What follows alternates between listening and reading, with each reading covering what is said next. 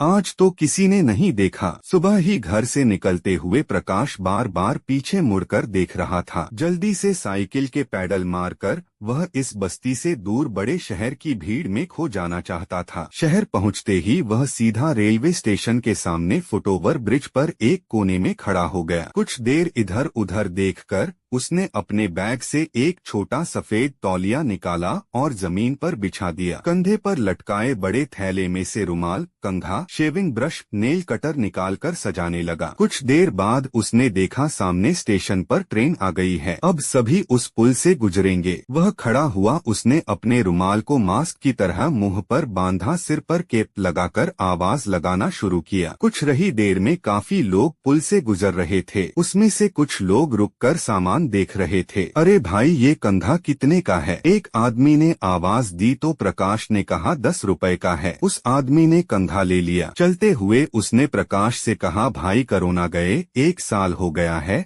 अब मास्क की तरह रुमाल क्यों बांधा है? अब प्रकाश उसे क्या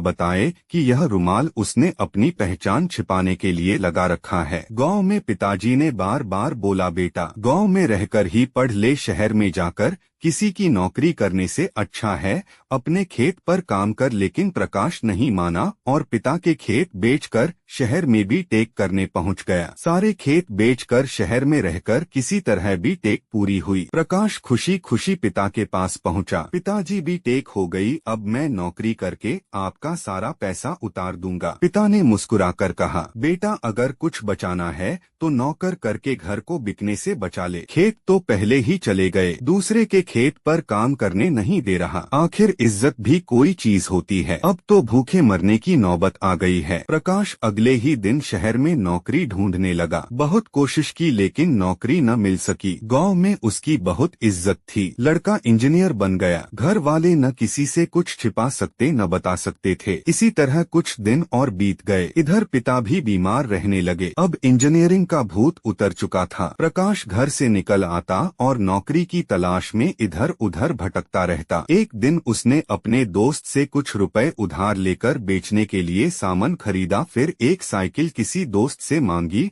और सुबह 4 बजे ही साइकिल पर सामान बांधकर निकल जाता था सामान बेचने। कहीं कोई पहचान न ले इसलिए सिर पर टोपी और मुंह पर कपड़ा बांधे रहता। गांव के लोग रात को जल्दी सो जाते थे। वह रात को यह सुनिश्चित करता कि पूरा गांव सो गया, उसके बाद ही घर में घुसता था। अगर बीटेक न की होती तो पिता के साथ खेत पर काम कर रहा होता। यही सोचकर चुपचाप खाना खाकर सो जाता। 15 घंटे मेहनत करके किसी तरह घर का खर्च